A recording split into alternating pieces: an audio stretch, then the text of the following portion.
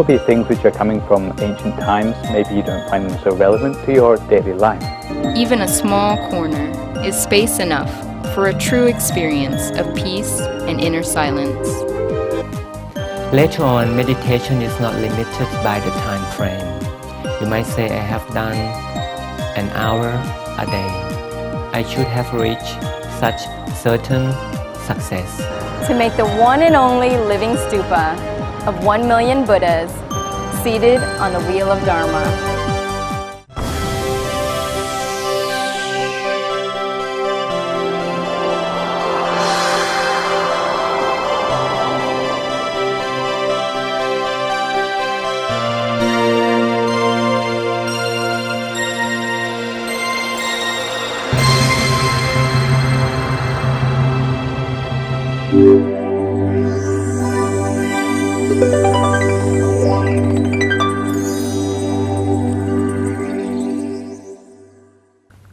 Sawadee. My name is Shananporn Rajan, and I would like to welcome you to another edition of Meditation for All, a program which provides you with the facts of life and help you achieve your goals. On the first of 10 episodes of our mini-series on meditation and self-development, Venerable Nicholas will present us with the lifestyle considerations that go hand in hand with the meditation practice. Now that you have accumulated ample meditation skills and incorporated meditation as part of your life, you will have a clear idea of the attitudes and vision needed in order to gain the inside knowledge that goes beyond the knowledge from any vocational training you have previously experienced and become yourself a self-developer.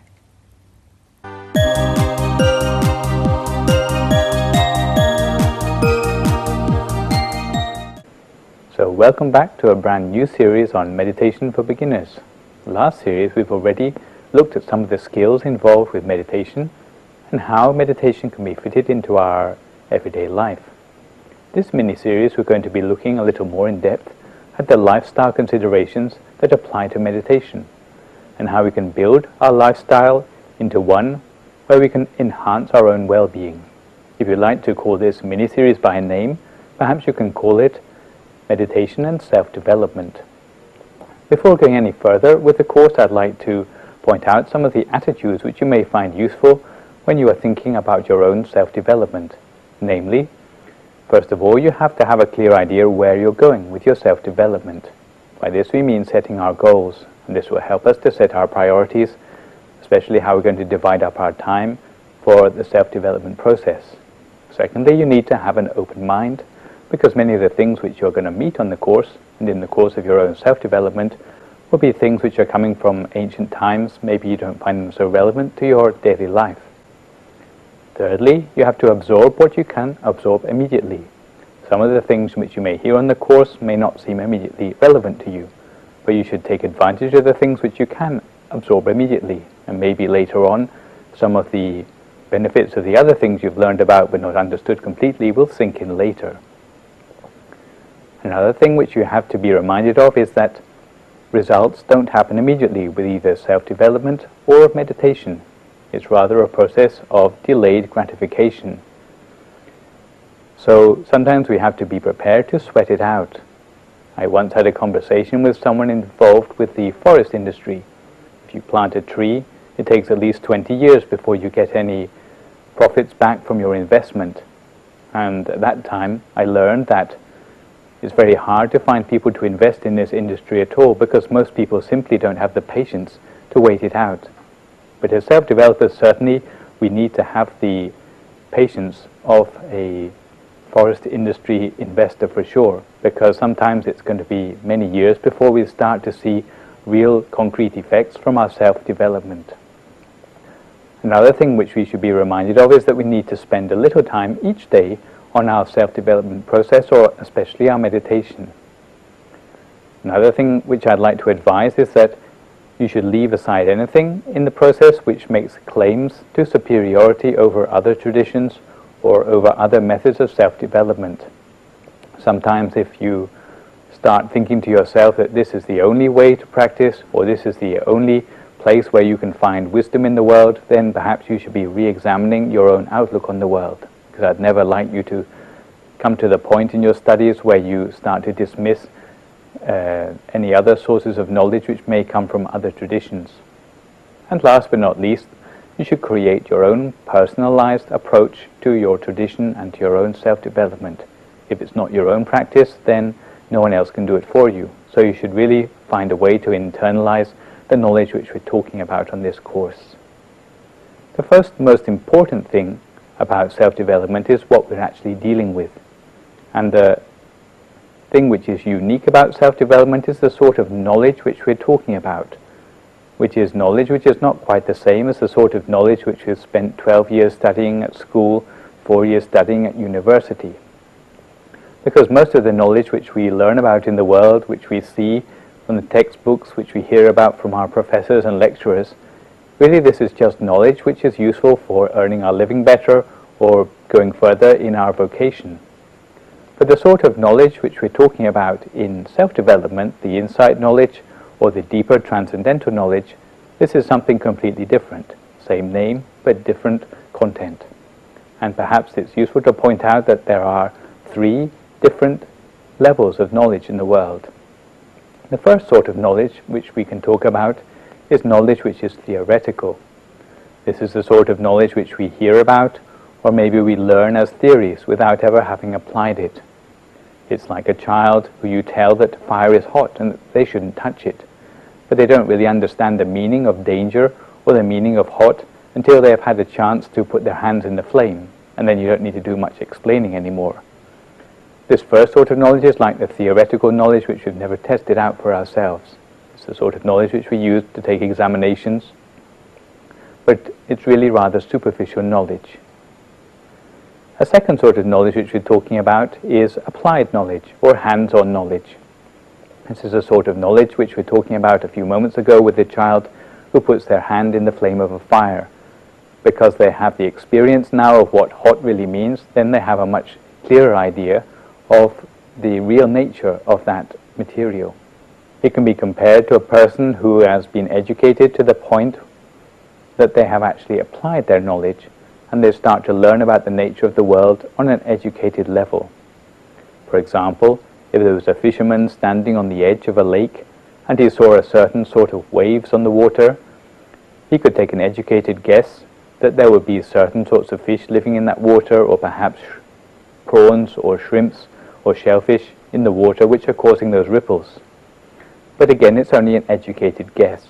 He doesn't actually know what is causing the ripples under the water, but he depends on his own experience and his own knowledge which he has accumulated over the course of many years. This is only a second sort of knowledge, but all the knowledge in the books and all the knowledge which professors can teach you in the world go no further than these first 2 sorts of knowledge, that is, the theoretical knowledge and the hands-on knowledge. But the sort of knowledge which we are talking about in self-development goes much deeper. It's knowledge which we talk about in terms of insight into deeper truths. It's knowledge which doesn't come from thinking, but it comes from the still mind. And if you go back to the example a few moments ago of the man standing on the shore and looking at the ripples on the water, it would be equivalent to the man being able to see clearly to the bottom of the water with his own eyes, to the point that he knew exactly what was causing the ripples without any shadow of a doubt. This is what we mean by insight knowledge, because it's not knowledge which comes from thinking about the nature of the world. It comes from the still mind itself.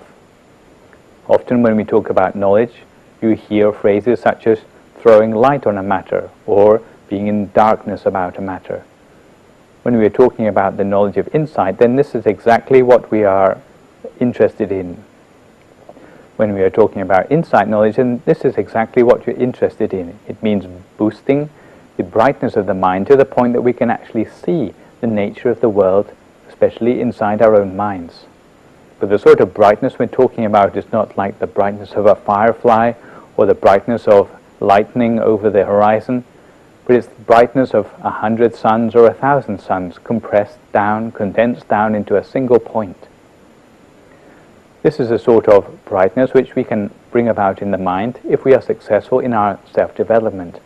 And the sort of knowledge which such brightness allows us to have access to, this is the sort of transcendental knowledge which we are really interested in from the point of our self-development. So what's the point of self-development anyway?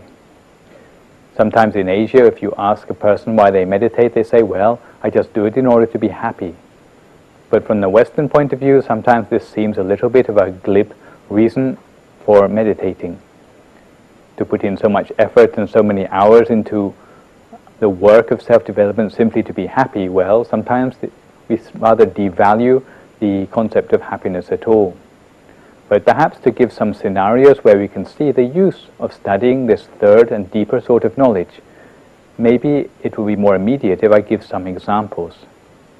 The sort of challenges which people meet in their everyday lives which they find that they're not prepared to live up to or they're not ready for are things like when our children are growing up and perhaps they're growing up to become stubborn or selfish and we simply don't know what to do about it in order that our children can grow up into better people. Sometimes we are put in situations where we lose our temper and we are unable to change this bad habit. Sometimes we are confronted by suffering in life, especially the sort of suffering of things like bereavement, or maybe even the more subtle things like the culture shocks of traveling around the world and coming across new cultures. Sometimes if we're in a management vocation, sometimes we find that we don't have the patience or the skills to be able to make a good job of managing our subordinates in our workplace. And sometimes, if we're in a friendship or in a marriage, we find that we don't have the personal qualities to keep that friendship or marriage going. These are the sort of challenges which we come up in everyday life, which are showing the lack of the sort of knowledge which we're talking about, the sort of inside knowledge which leads us to have a better understanding of the true nature of life. But to get such a sort of knowledge is something which is not easy, it's not evident for us in our modern society. Our modern society is rather a throwaway society, and people in general tend to have rather a short attention span. Sometimes we are spoon-fed with simplifications in the media which don't allow us to grasp the deeper meanings of the nature of life. So when we are facing up to the challenges of the self-cultivator or the person interested in self-development, really we find that we are up against many new things in life, maybe challenges which we have never met before in the course of our education or even our working lives. But what I'd like to leave you with today are 3 major challenges which we face as self-developers, and it's these 3 challenges which we're going to be looking at the solutions to over the course of the next 10 weeks. The first thing which is important for you to do as a self-developer is to develop the requisite vision which you need in order to be a good self-developer. What sort of vision do we need? Well, first of all, it's the vision to be able to recognize the weaknesses, the room for improvement in ourselves, to be able to accept the criticism of others. Sometimes we think that our outlook on the world is not important, but outlook changes a lot of things. If you are able to see the room for improvement in yourself, then that is the most important first step on the path to actually improving yourself. The second challenge which we need to meet up to is integration and commitment to practice. This second challenge for the self-developer is very important if we are going to integrate our meditation practice or our practice for self-development into our everyday lives. Sometimes commitment is not enough, and we need to integrate and make sure that even the most mundane aspects of our everyday life are integrated with our practice for self-development. Only in this way can we really start to make progress in our self-development at all. Last but not least, then we have to face up to the challenge of making effective channels of communication. We might think that self-development is a very personal and a lonely path which we have to follow. But in fact, this is not the case. Unless we can reach out to those around us with our practice, then in the end, we may find that we are limited in the progress which we are able to make. Personally speaking, I can remember when I started meditation, I didn't dare to tell my parents or my relatives that I was meditating for the first 18 months of my meditation practice, simply because I didn't know enough about meditation to be able to explain to them. But later on, they were more able to accept meditation because I was able to give a more clear explanation of what I was actually doing. This is one small example of how we can make effective channels of communication as a result of our self-development. It's very important if we are wishing to reach out to society and to make the world a better place as a result of our meditation and self-development. So, we find that although we haven't talked about spirituality so far today, we've talked only about self-development, but these are values which are leading us to a privileged position in society where we have something very precious to offer back to society in terms of values and in terms of leadership. So don't think that the path which you're walking is a lonely path. It's a path where you are not only benefiting yourself, but you're also benefiting society around you as well. So, over the coming week, take a look at yourself to see how you are facing up to some of the 3 challenges of the self-developer. Certainly, facing up to the challenges is not the work of a single day. On this course, it will take us 10 weeks even to describe the possible ways to face up to these 3 challenges. So next week, we have an appointment together to take another session in this mini-series to look at what to change in our lives and what to put up with. More important still, we'll be looking at how to tell the difference between the 2. So in the meantime, keep up your daily meditation, and I'll see you again next week.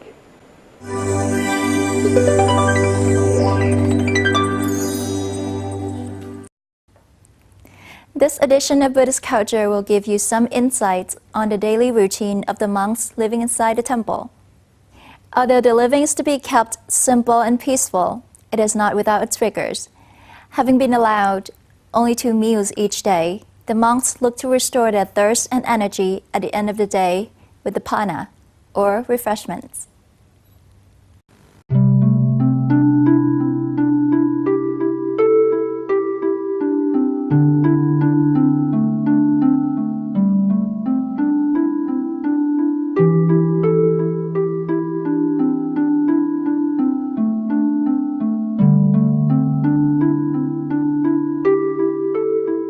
Having only 2 meals a day, and given the hard and continuous work they perform, monks need something to help them sustain themselves throughout the day.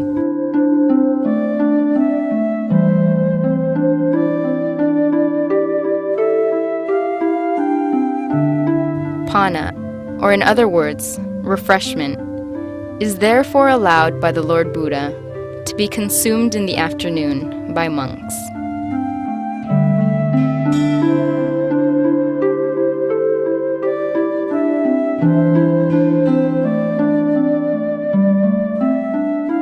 Temple is a sanctuary for Buddhists and all other peace lovers. To converse with a noble one, or to meditate in the midst of a calming flow of peace, vigorously recharges the batteries of their lives.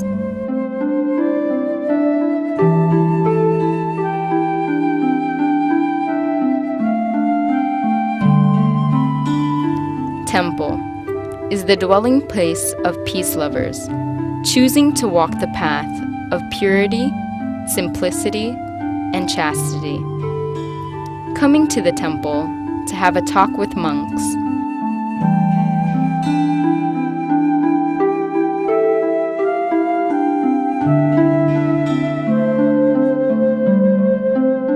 or to meditate, is one way of finding happiness for the body and mind.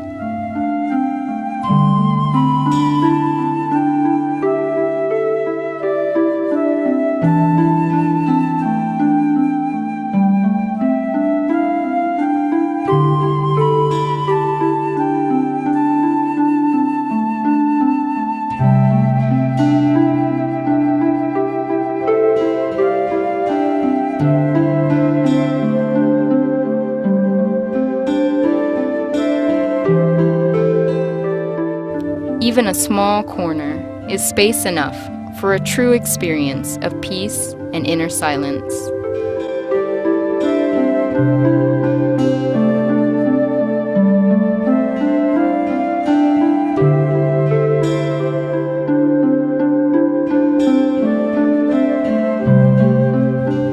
Cleanliness and its sweet scent, the sensation of coolness produced by the shade of trees, the greenness of grass,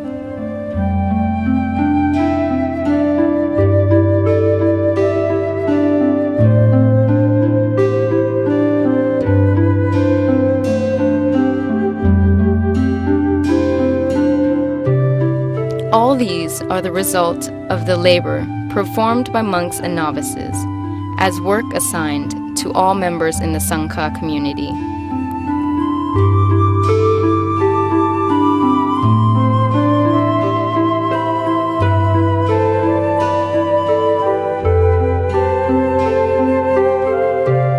Indirectly, these tasks create solidarity and provide a proper form of exercise for them.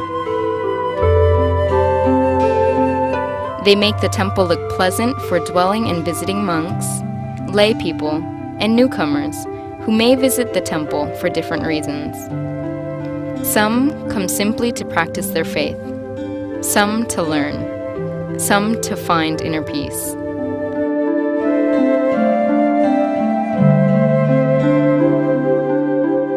Most temples possess a sizable area for serving its locality, and this inevitably burdens the monks with heavy housekeeping.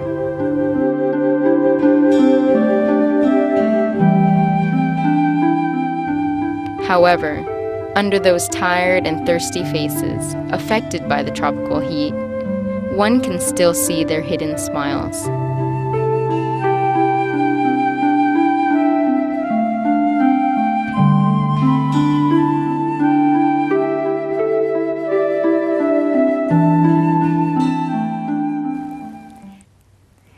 A smile is a very important feature on a human's face. A genuine, affectionate smile is very important in our day-to-day lives as it attracts good things to life. When you are meditating, whether realizing it or not, you are putting a smile on your face, and that gentle smile will remain with you to brighten up the rest of your day. Now it is time for us to meditate along with Venerable Somsak Biyasilo. Let's get ourselves ready.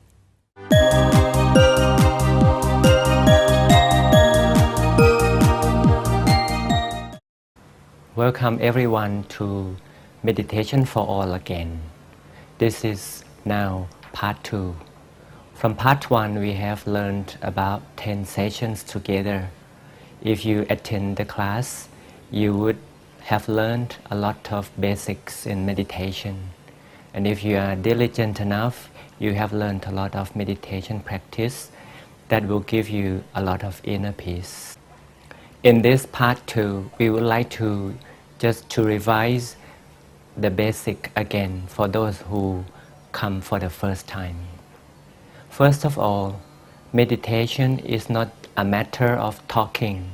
It's not the conference or all the discussions in the room. Meditation is not to search for the knowledge in the internet. In reality, meditation is a matter of practice. You have to try by your own to get the taste of the inner peace by yourself. Later on, meditation is not limited by the time frame. You might say, I have done an hour a day. I should have reached such certain success. But in reality, it depends on the right practice to give you the result. But if you do it quite well, after doing 15 minutes a day and you enjoy more peace inside, that will encourage you to do another 15 minutes. After half an hour, you would enjoy further. That will encourage you to do 3/4 of an hour or up to an hour if you want. So I would like to encourage you, all of you, to try meditation by starting from something like 15 minutes. And I hope you are quite ready to do meditation. Meditation is now the matter of tranquility inside. But for doing that, you choose your own corner. You choose the best corner to sit. You might sit on the floor. You might choose to sit on a pillow or sit on a chair if you want to. So find the best corner for yourself. The best sitting posture is the lotus one.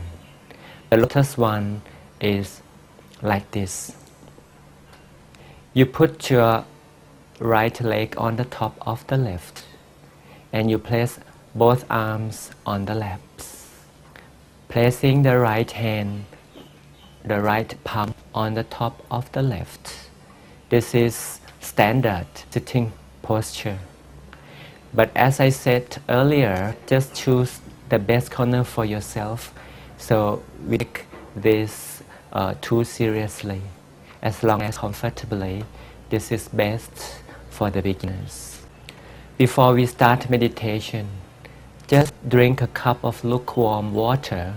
This is one of the best drinks to make meditation a warm and pleasant moment. And by now, I hope you are ready to practice meditation with us together.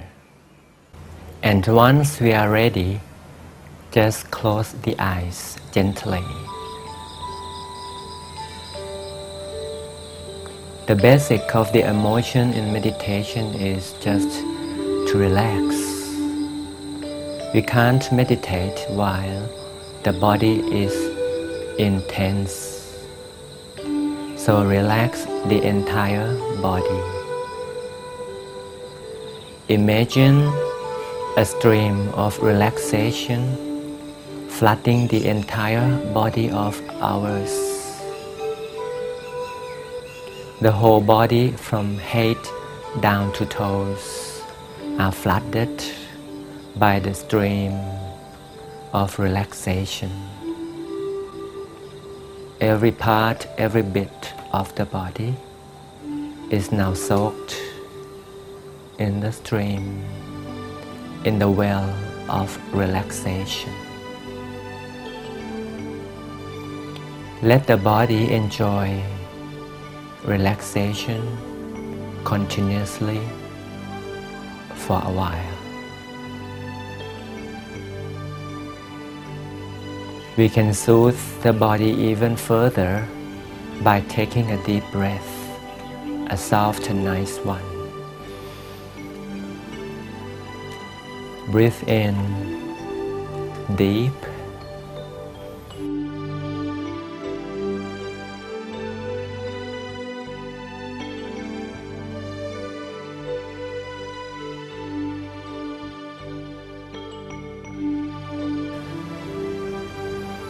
The turning point is the point where the in-breath turns out-breath. That is the station of peace.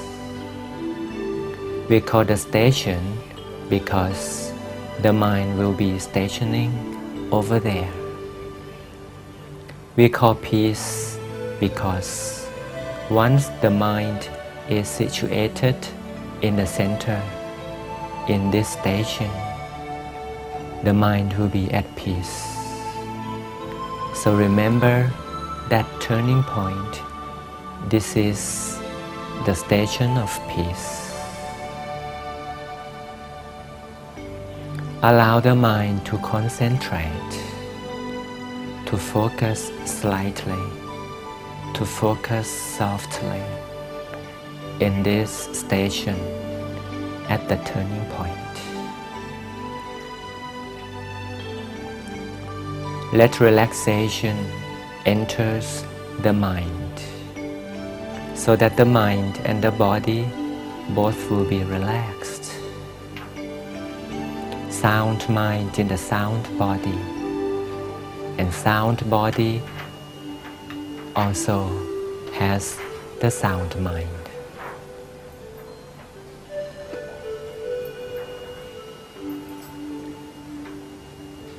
Let the process of peace take minutes to go. Let the moment of peace welcome each minute that comes.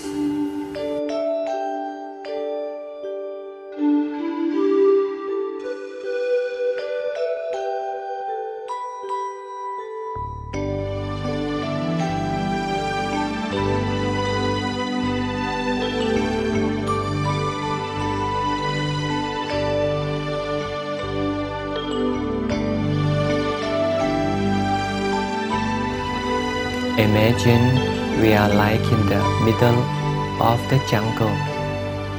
Everywhere around us is just so beautiful and so fresh. We are in the middle of freshness, in the center of the green of the woods.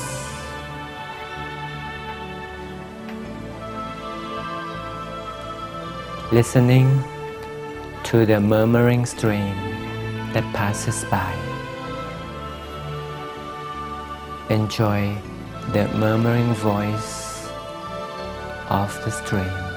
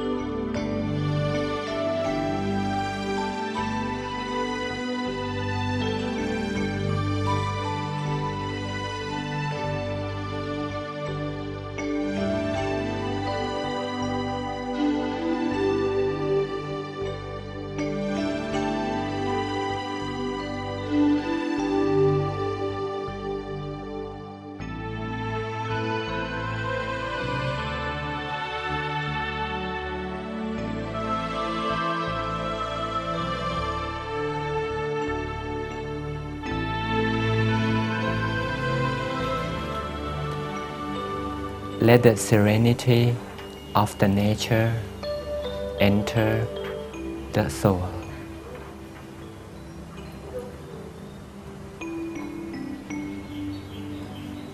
So the mind and the body can blend so well to each other.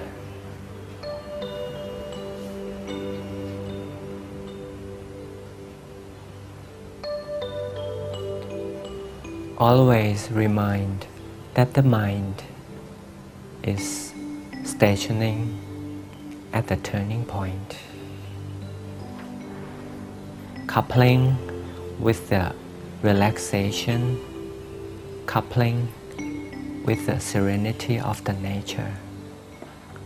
The mind is even more at peace.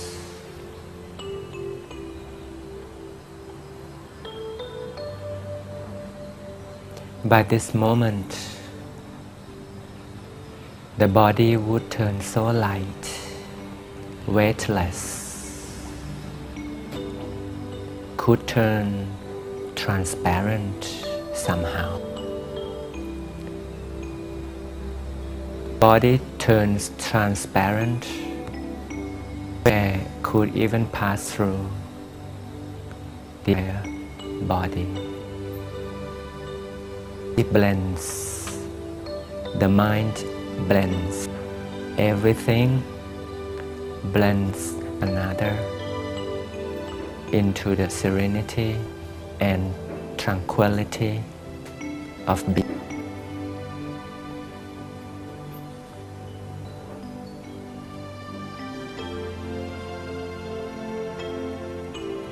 Observe a tiny spot, really small spot at the center of the body or at the turning point or at the station of peace. This tiniest spot is floating freely in the center of the body. This tiny spot is shining a glow like a star. A star is shining in the mind. The mind is at the center of the body. The star is shining in the center of the body. At the center of the body.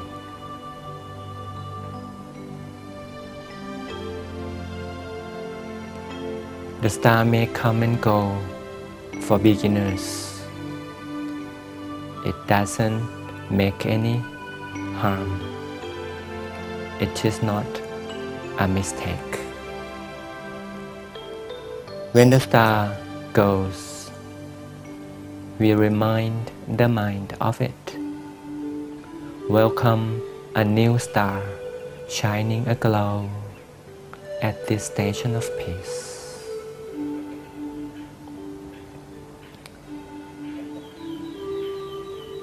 If the star goes, welcome a new one shining instead.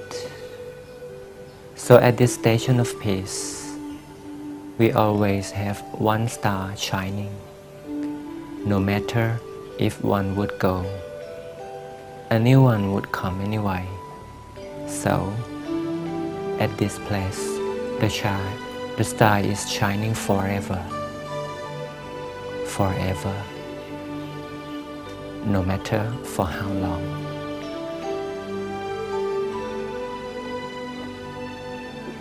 Observe the peace generated by our own mind. Peace will create more peace. Peace could be created only by insight. People search for peace by looking for somewhere else. But peace dwells inside. Stay with your own peace remain at peace in the center of the body for a little while.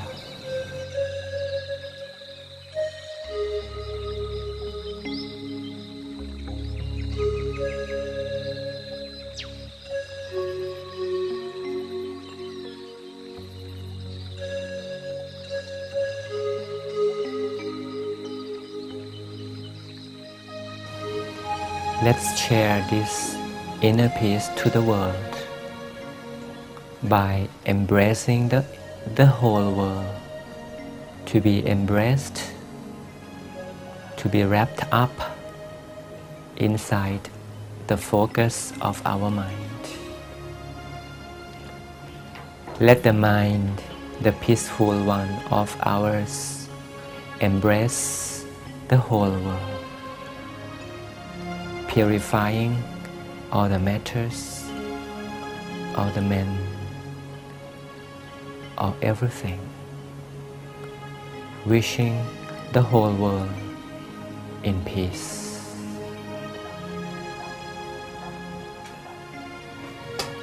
And the meditation for part 2, session 1 of part 2 is about to an end.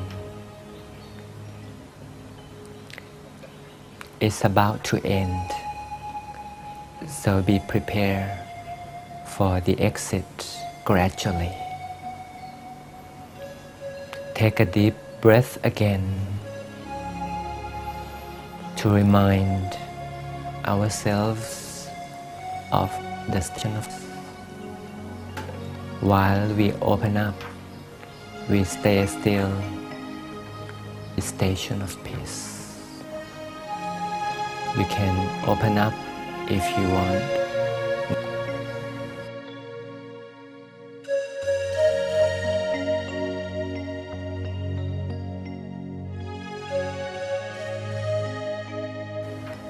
I appreciate, ladies and gentlemen, for your trial of meditation. You will see to yourself, meditation cannot be achieved by the talks, but you have to sit down, quiet to yourself, try it, enjoy the peace by your own self. Practice will make your meditation progress, and as people say, practice makes perfect. So it is depending on you right now to try meditation by yourself. So do this every day, 15 minutes to start with, and then 30 minutes if you enjoy more, and increase to the maximum of yourself. Hope you enjoy meditation, and this is about the revision of the entire 10 sessions of part 1. Hope you good progress in meditation. See you next time.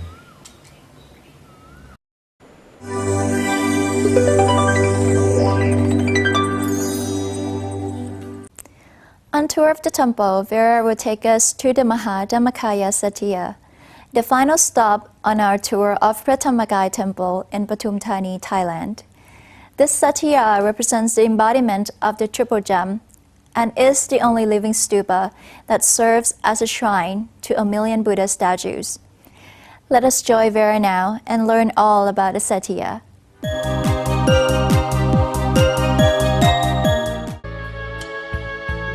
Sawadee ka.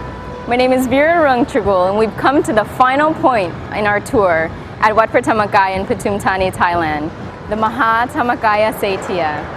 The Satya combining Buddhism of the past and present to make the one and only living stupa of 1 million Buddhas seated on the wheel of Dharma.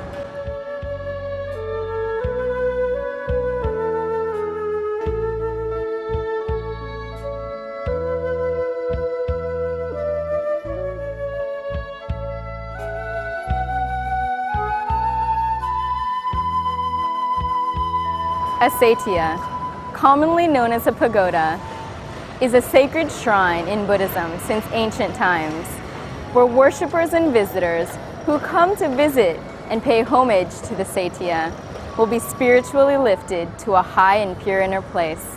The Mahathammakaya Saitya is the Buddhist shrine for moral and ethical teaching for all peoples in the world. This Saitya was established through the cooperation and devotion of peace lovers in Thailand and across the world, with the ultimate goal of creating world peace.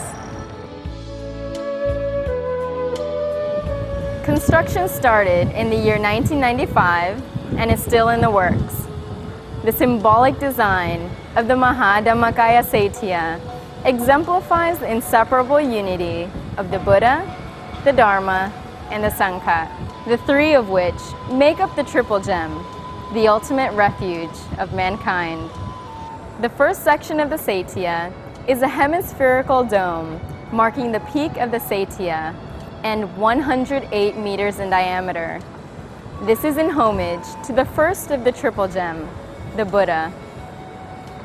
Inside is the principal statue of the Dhammakaya in 14 tons of silver, together with the relics of the Lord Buddha. On the outside of the dome are 300,000 Buddha statues, with 700,000 more on the inside, totaling 1 million Dhammakaya Buddha statues. Those benefactors who contributed donations for their own Dhammakaya Buddha statue will have their names inscribed on the front of the statue. As construction is still not yet complete, anyone wishing to make a contribution and dedicate their own Dhammakaya Buddha statue is more than welcome to do so. The second section of the Saitya is the broad peripheral terraces that are in homage to the second of the Triple Gem, the Dhamma, which brings limitless peace and happiness to the peoples of the world. The teachings of the Lord Buddha will be inscribed in this section of the Saitya.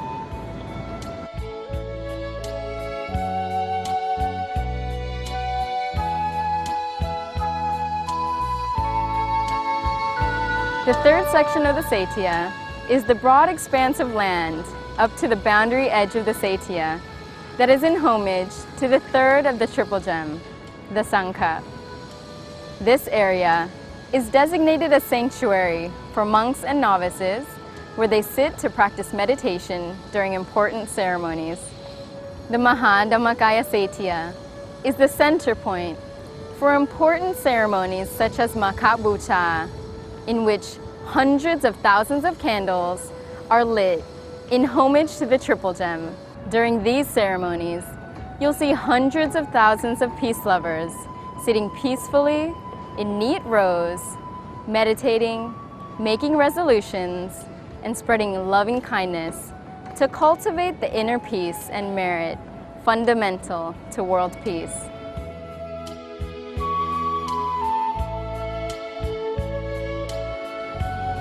This Grand Saitya is the center meeting point for Buddhists and all peace lovers around the world to come together as one with the common goal of creating inner peace and happiness, and through that, world peace, through the performing of good deeds and meditation. As a way of starting and ending their day, people gather here every morning and evening with lotuses to pay homage to the Saitya, which is the embodiment of the Triple Gem. In reality, the design of the Saitya has a deeper meaning than what we've explained here, but whoever comes to see the Saitya sure won't forget it. We extend to you our warmest welcome to come and see the Mahathammakaya Saitya for yourself. I hope you've enjoyed this tour of Wat Phra Thamakai. I hope to see you here soon. Sawadee ka.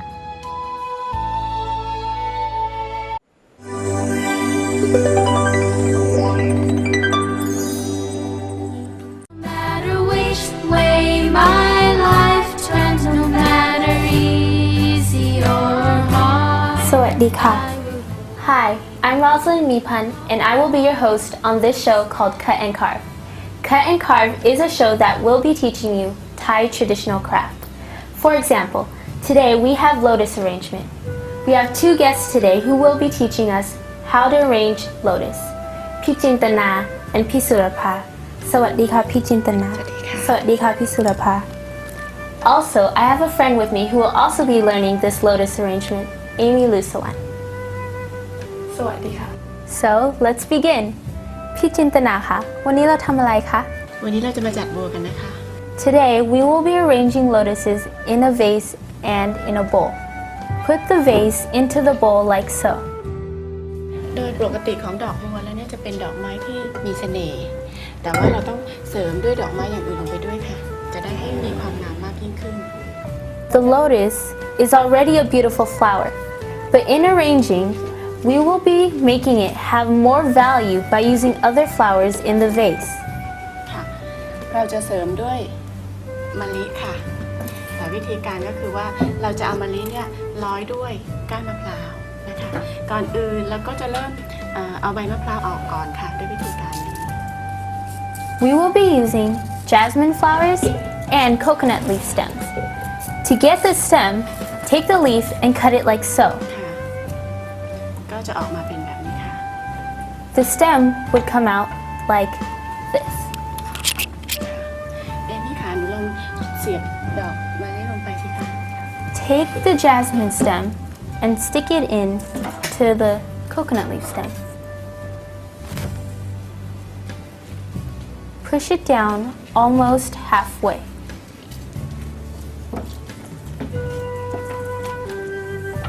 The jasmine is a very gentle flower. You have to be gentle and very patient.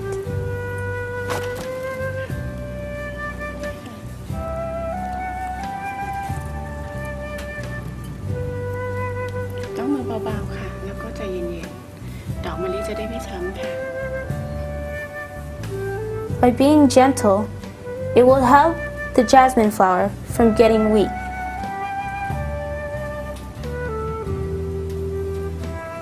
นี่ค่ะ เสร็จแล้วเราก็มาเสียบใส่ในใจกลางเลยค่ะ When you are finished, take the whole stem and put it into the vase like so.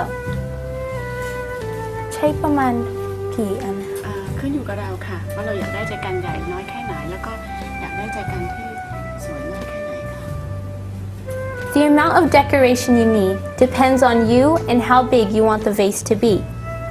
If it's a big vase, use as much as you want. If it's a small vase, try to use a little more.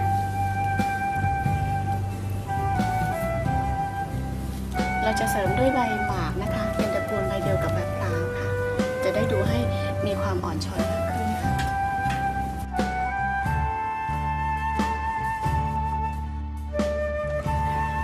For decoration, you don't only have to use the jasmine.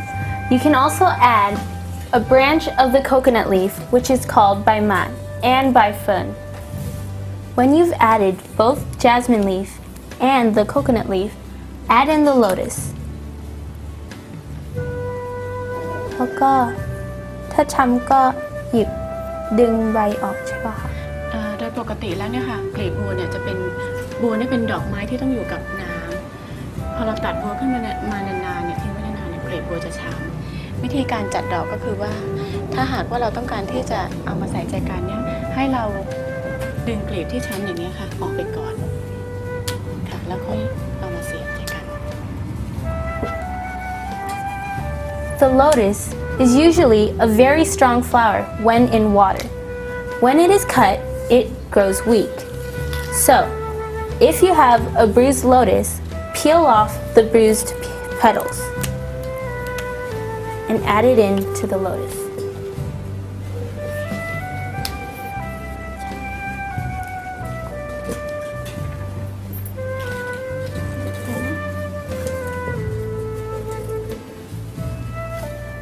Cutter เป็นตัวที่จะทำให้ใจกันเรามีเสน่ห์ด้วยนะคะ Add the cutter into the vase with the lotus. The cutter will add more charm into this arrangement. เอ็มค่ะสีเฟิร์นค่ะ Also, add the fern. This would add more value into the vase and make it more beautiful. Other than the white lotus that we have, there's also the pink one. In arranging this arrangement, you don't have to use what we have here. You can also add other flowers to make it more beautiful.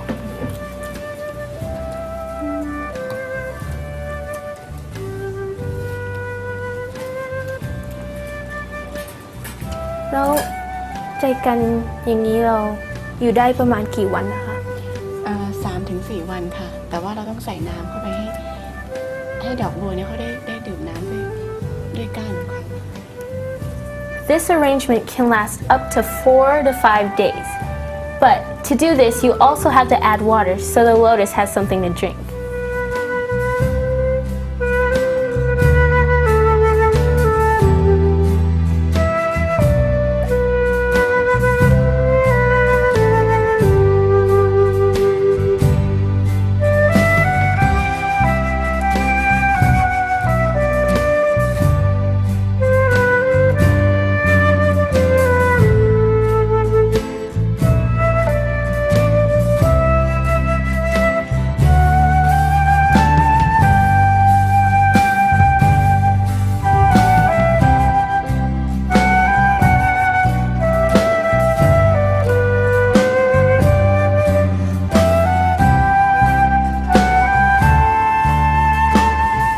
So this is our finishing piece of the lotus arrangement. Isn't it pretty? Yeah, and it wasn't hard at all, was it? Not at all. So join us next week and we will be learning how to do another Thai traditional craft. ขอบคุณพี่จินตนานะคะ ขอบคุณพี่สุรภาค่ะ So join us again next week. สวัสดีค่ะ I believe I can see the good in you. That concludes this edition of our program. We hope you find it enjoyable and useful. Your comments and questions are always welcomed. Please send them to our email address at meditationforall@yahoo.com. Goodbye for now. สวัสดีค่ะ